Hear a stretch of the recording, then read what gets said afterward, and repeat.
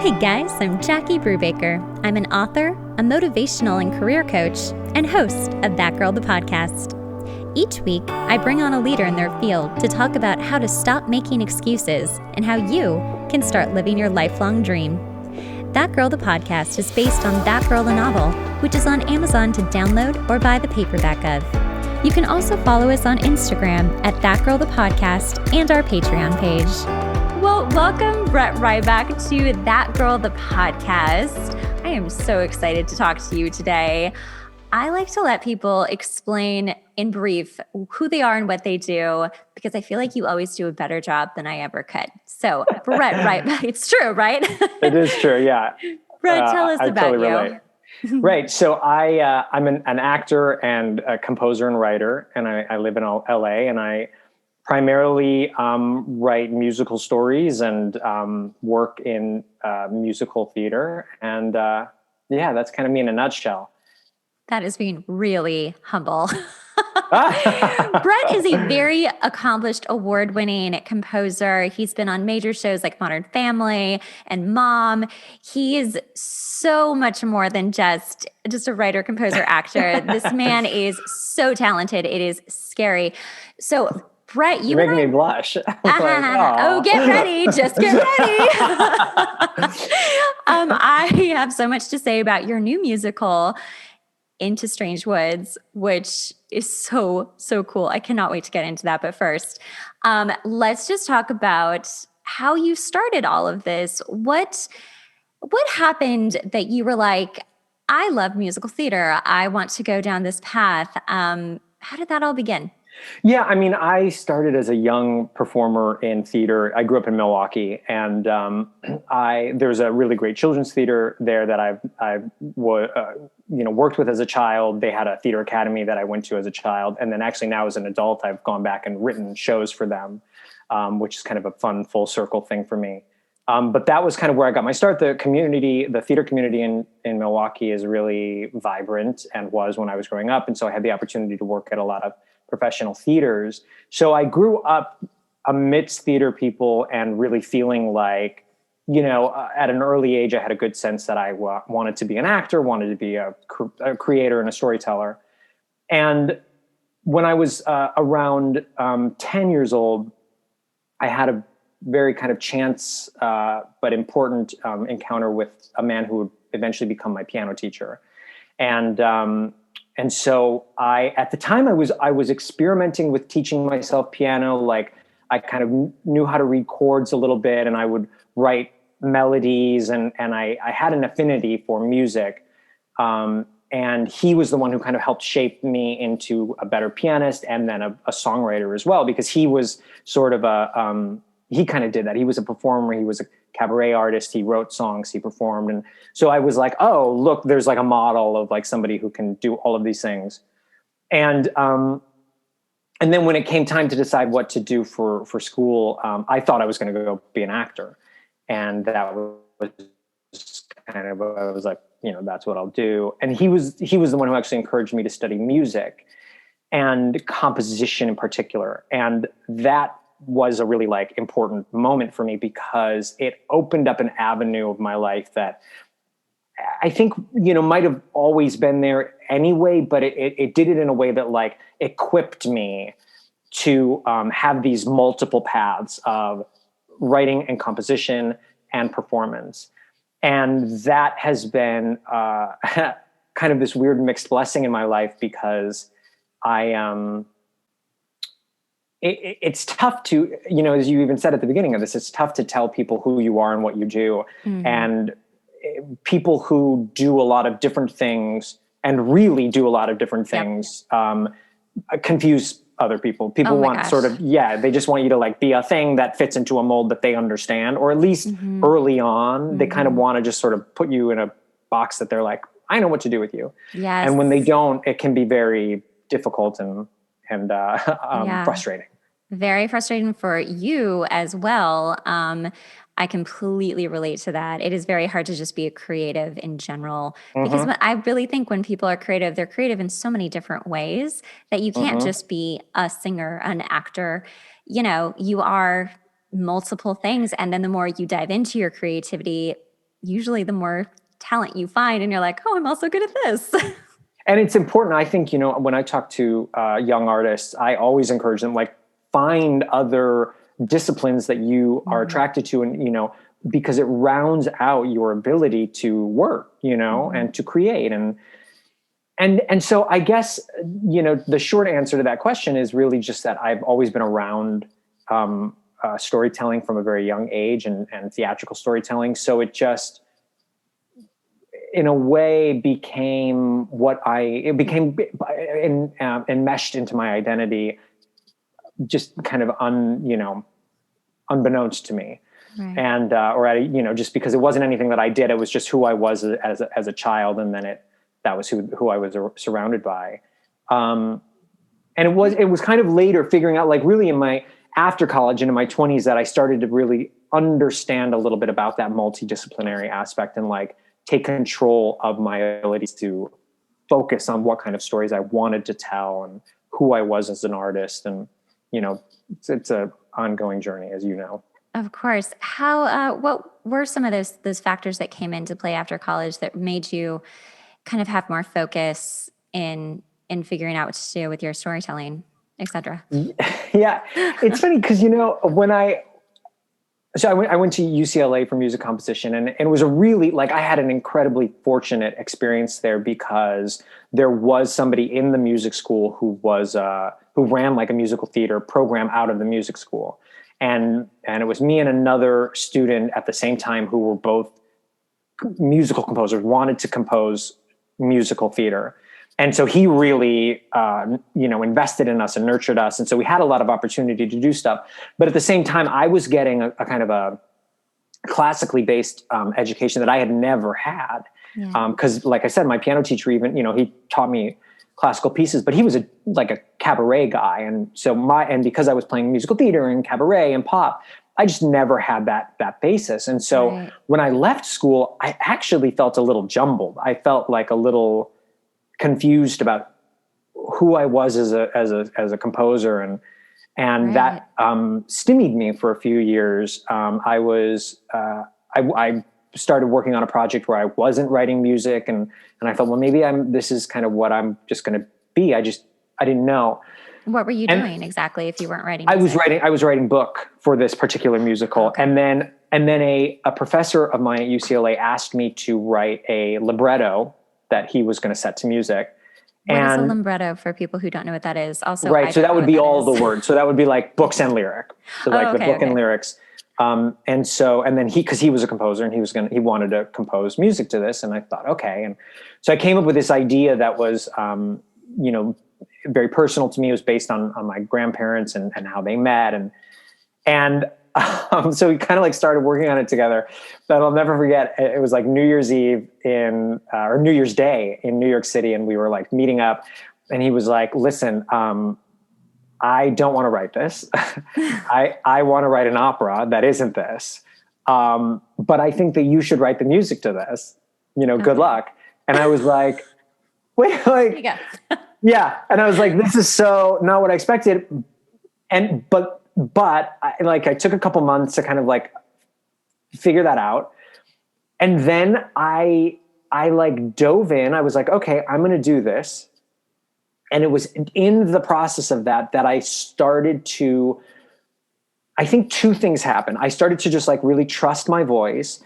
And around that same time, believe it or not, I went back and listened to recordings that I had made of music that I had written in high school. Oh, interesting. And I remember very vividly, I had this experience where I was listening to the music going, wow, I wish I could write like that kid. Oh, wow. And because there was so much, I was pure. I wasn't following the rules. I was breaking the rules. You know what I mean? Because I didn't know the rules yet. Yeah. And now I knew the rules, and I was like, oh, now I can intentionally do what I did before I knew the rules. Yes. And those two things kind of happened simultaneously. And so I started going down this path of writing this show. And in the course of that, I think I rediscovered something about my musical voice that was really important. So that was a very key moment when I kind of figured out, okay, this is who I am musically as an artist. And then there was another moment that happened with another show a couple years later that I began to write, which is called Joe Schmo Saves the World. And I, at the time, I was kind of frustrated that I felt like there was a lot of work from young composers being celebrated that was like very pop forward and very like angsty.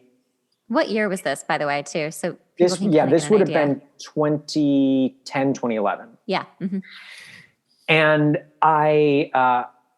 and so out of that frustration, and around the same time, the Arab Spring was happening in, first in Tunisia, but this at the time was like Egypt, and then Iran was about to sort of go through, they were going to have a day of rage. And I remember I had this image pop in my brain of like this, composer who's like a rock star, who's like a washed up, mediocre songwriter. And he's like, and in his 20s, and he's like, I don't know what to do with my life. And like on his television, across the world, people his own age are out in the streets, like fighting for their freedom. Right. And those two things came together and was the genesis of this show. It was called Joe Schmo Saves the World. And in the process of writing that, I also kind of had a little bit of a political awakening for myself. Mm-hmm. And I realized that there were stories that I wanted to tell, that I was attracted to as a human being, that like I could, like me, Brett, could never perform in, right? Because of like the box that I fit into as a performer. Sure. But was unlimited for me as a writer. That like, these are stories that I could share and had a point of view on and had something to say about. Mm-hmm. That also sort of gave me a lot more landscape to begin working in as an artist. And so like those things kind of all helped shape my voice as a storyteller. And even now I like look back at those moments and I'm like, making new discoveries. Like the other day I was telling my husband, I was like, I never realized until now, but I'm always writing stories about outsiders kind of looking in. And a lot of like the love that is in my stories is love of friends or love of family, but like, it's not romantic love. And I'm like, oh yeah, I'm telling queer stories. Like I didn't even realize that I was telling queer stories, but like I was telling queer stories, and it makes sense because I grew up in the Midwest and Catholic, and I'm a gay boy, and I'm like, oh yeah, I was on the outside looking in, and like, had all those barriers. And so, yeah, it's constant discovery. It is constant discovery. I think what's so really interesting about your writing in particular is that you do take these like two different worlds and put them together, and they are so unique. Every single one of your shows is so insanely unique and original. I think that it's really fascinating. Let's talk about your new show, which is Into Strange Woods. And it is a podcast, which I don't remember when I first saw this, maybe it's on your Instagram or whatnot, but I was like, I'm sorry, what are you doing? This is so incredible. I want to know more. And I just listened to the second episode, and I'm so transported into this story. So what it is, this is how I'm going to describe it. And then you take it over and like, tell us what it is. What it is as a viewer, as a listener, I should say, it's a podcast. It's 5 episodes, and it is narrated. So it feels kind of like a murder mystery audiobook. And it kind of also feels absolutely like a musical, but you have like your songs like spliced into different sections. And it also feels like you're watching a Dateline episode. It is so fascinating. I love it so much. There are actual like real sponsor commercials that come on. Right, and I'm like, is that part of the show? Like it took me a minute to figure it out. It's like, not quite WandaVision in that way, but yeah. It was. But it is so fascinating. So the premise, actually, why don't you describe what the premise is? Right. But I'm in love with this show. Sure, yeah. So yeah, it is a fictional documentary musical. Yes. And it tells the story of a 17-year-old girl in the North Woods of Wisconsin who, after the death of her brother, seeks out survivalist skills from this enigmatic recluse, old recluse who lives on the outskirts of town. And the story really involves her grief of her brother and her attempt to kind of, in a more literal way, learn skills that would allow her to survive the same fate that happened to her brother. And it's about grief. It's about coming of age. It's about community and families. And I'm so excited that you're only on the second episode, because boy, do you have a journey ahead of you. Oh my gosh. Also just the music. I mean, the music is so good, and I'm very excited to say the music will be out just to buy the album March 1st. I'm very excited about that. It is already available.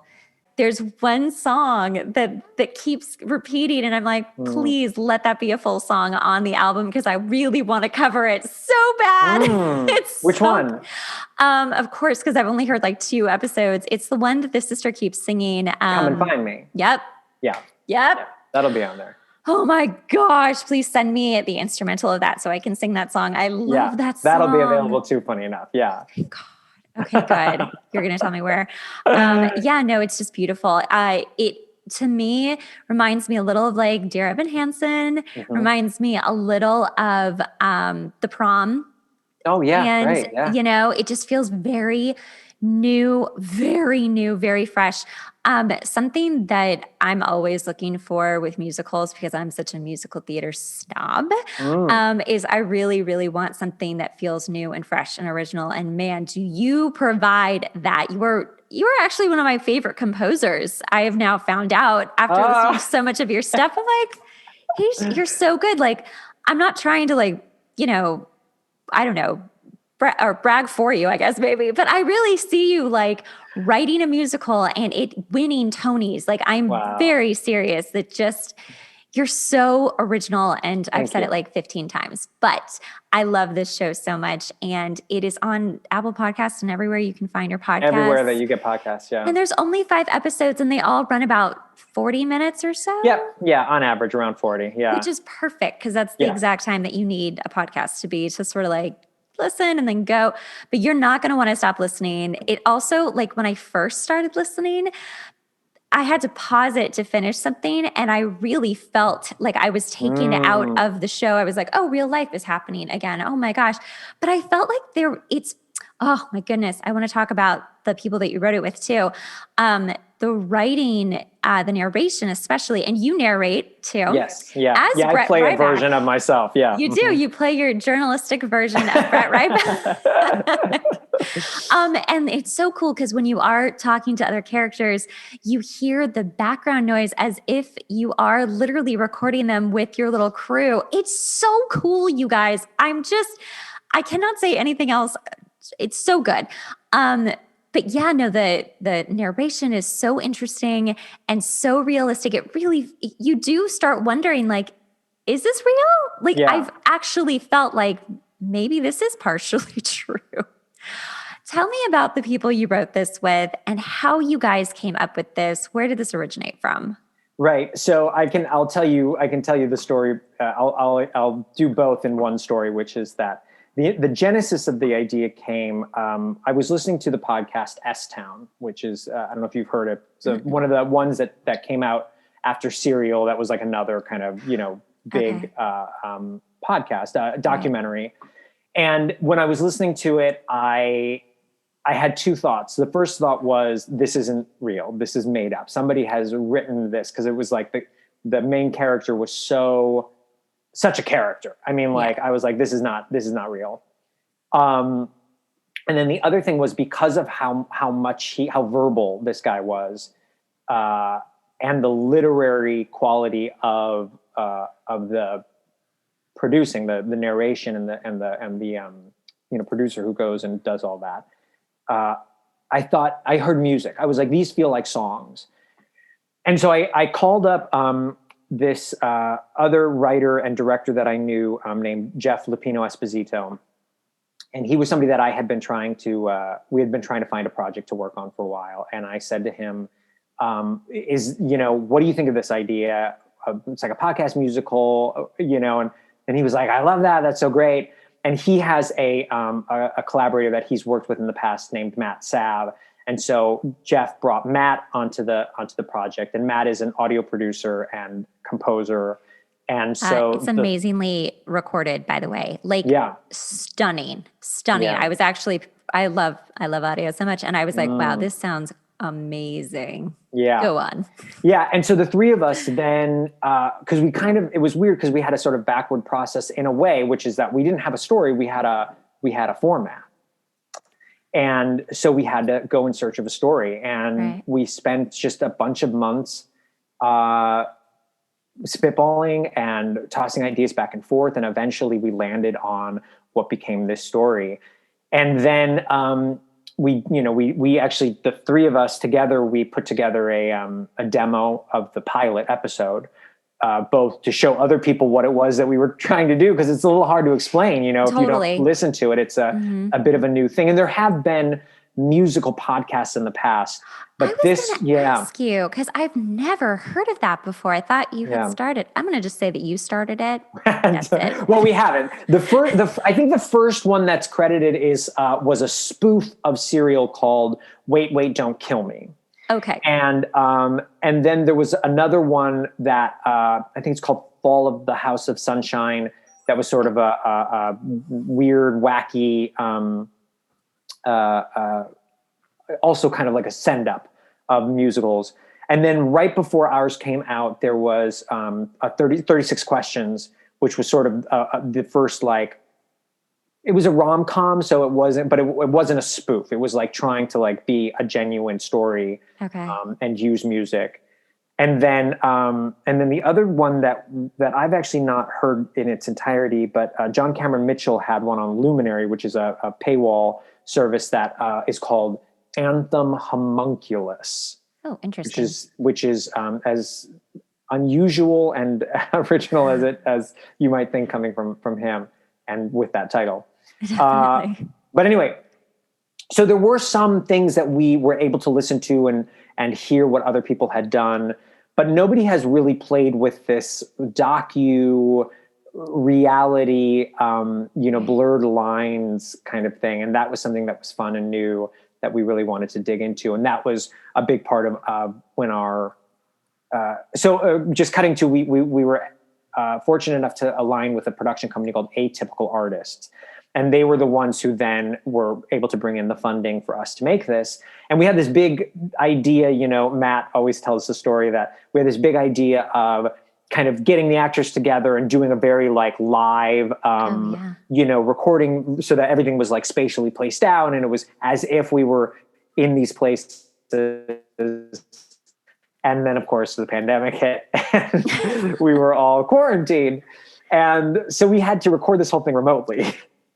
But it sounds like you're together. Yeah. It really does. I know. We were able to make some true magic happen, audio magic happen. And that is, I do pinch myself, when it came out, and the fact that we got to make it the way that we wanted it to be that's rare. You don't get to do that a lot. And it was really the first experience that I have of really seeing something from the ground through completion as a creator, as a producer as well. And it was really exciting. So I'm happy that it's out. I'm happy that it's been getting the attention that it's been getting, and people are really responding to it. Me too. How long did it take from thinking about it to actually getting it out? How long did that actually take? Almost 4 years. So it would have been, I think March of 4 years ago was when I first called Jeff and said, hey, what do you think about this idea? Oh my goodness. Well, those were 4 very productive years and created something amazing. Do you want to do it again? Yeah, I think I would do something like this again. I definitely like working. It's so funny going back to the whole multi space, right?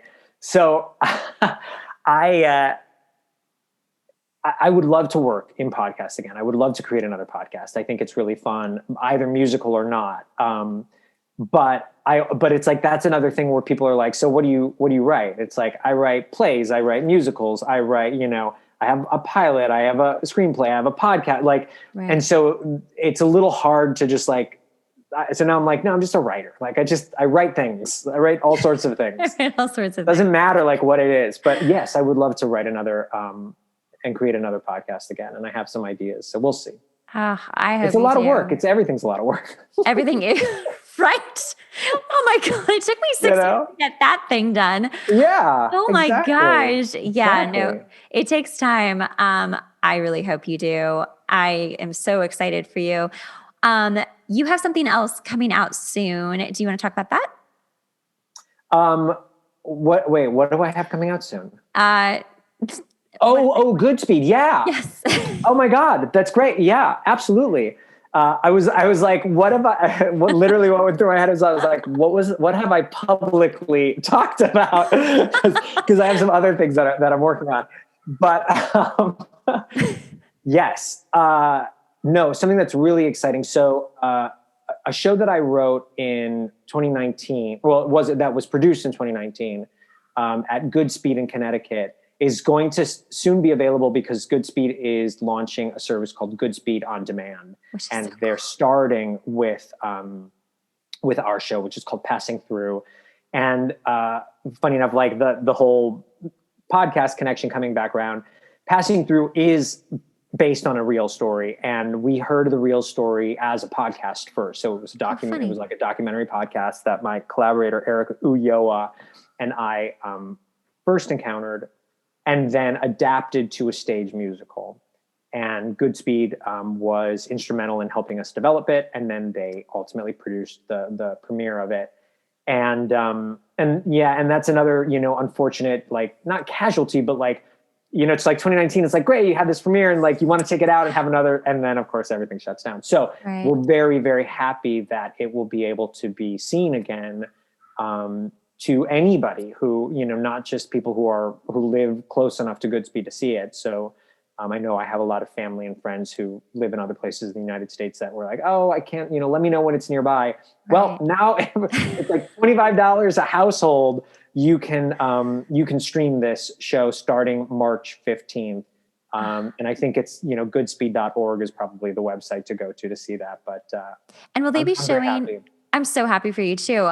Will they be showing other shows that eventually? Yeah. Eventually. Okay. Very cool. Yeah. I'm not quite sure what their rollout plan is. But I know that it's going to involve, a lot of the stuff that's like, that they have in their archives. And I think even some, because one of the things that Goodspeed's renowned for is their library. They have like a ton of footage and artifacts and things. And so I think that they're also going to be sharing a lot of that stuff that is very hard to find and rare. So I think it's a really cool thing for them. And I'm just so excited. It's a company that I feel very strongly about. They've invested in me in a very important way. So what do you see the future of musical theater, with the pandemic, coming out of the pandemic? What do you see for the future? It's a good question. I think on a sort of financial model standpoint, I think we're going to, what I hope is that I think we're going to see a lot of growth in the regions before Broadway. Mm-hmm. I think Broadway is going to take a minute to really ramp back up. And I think that a lot of the new and exciting things are going to continue, but even more so come out of the regions.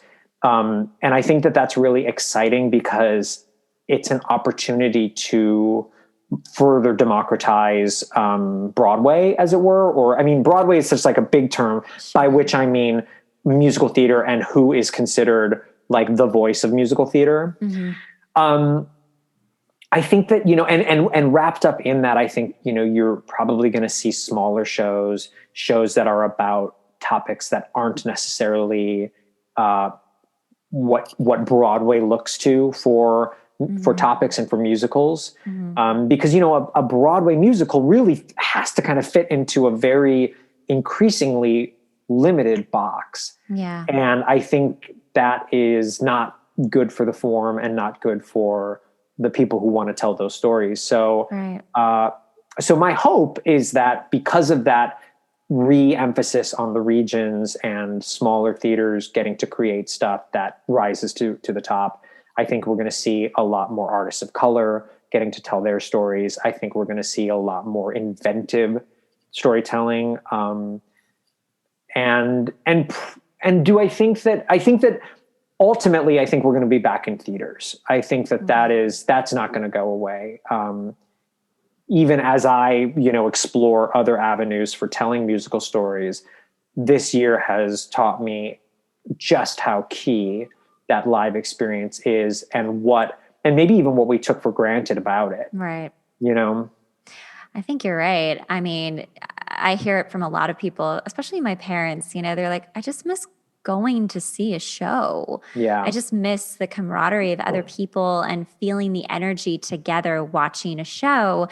And there is really nothing like it. Yep. It's a magical experience, whether you're a musical theater or just a theater person in general or not. You feel that energy.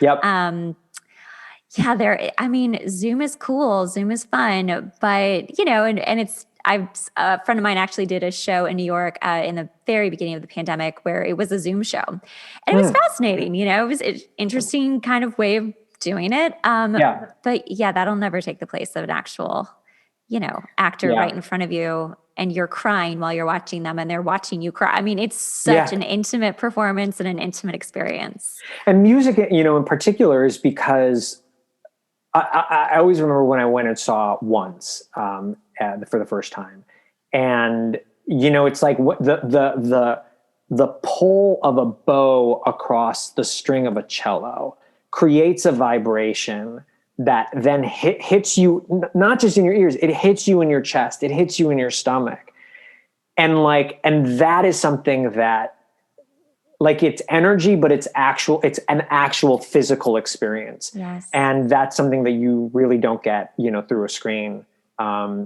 because just even the sound just becomes, you know, focused into one thing. Right. And yeah, so I'm excited for when those start to happen.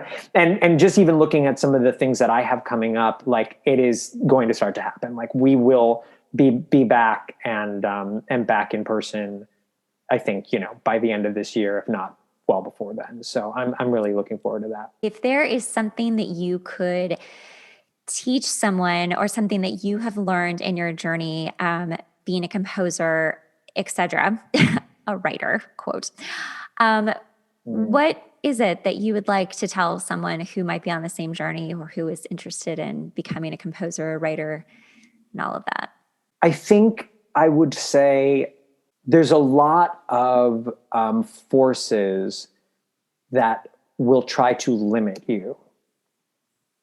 And it's very important that you do your best to ignore those and continue doing what it is that you feel you need to be doing. And that you know, may cause you some discomfort, but that is ultimately the only path forward. You know, it's, I go back to just, you know, the discomfort that I've had in trying to be multiple things and people not understanding that about me. And also the frustration of feeling like, well, if I was just a composer, okay, well then I can go and move to New York and that'll be the end of it. Or if I was just a this, it would be a lot easier. And ultimately that isn't my path, but my path is so much more satisfying because it is mine, and it belongs to me, and it is organic to who I am. And it makes me, you know, unique, and it makes me different, and it makes me special. And it gives me the power to do things that nobody else can do. And I think that that's really difficult to see when you're young and when you're starting out, but you have to trust that. You have to trust that voice. And I'll just sort of expound upon that to say that, like, what is that voice? You know, how do you tune that? And some advice that I love is, from Alan Bennett, who, in talking about art and like, how do you know what art you respond to? And he'll say, pay attention to what catches you from the corner of your eye, because the corner of your eye is a shortcut to the back of the mind. And I always think that's really interesting. It's like, what are those things that you like can't put away, that nobody else is talking about, but that you keep seeing, and you think, well, I shouldn't be talking about that because nobody else is. But it's like, but that thing is the thing that is unique to you, and you have to follow through on that. Ooh, that's fascinating. I've never heard that before. I really like that. I want to start doing that. Oh my gosh, this has been so wonderful. I feel like I could just talk to you forever. Same. I might just after this podcast and be like, no, you're never getting off Zoom. Thank you so much. Tell people how they can find you. The best place is at my website, brettryback.com. But I'm also on Twitter and Instagram, and my handle is @BTRyback. Try Ryback. Yes, yeah, exactly. Something like that. Thank you so much, Brett. Thanks, Jackie. It's great to talk to you.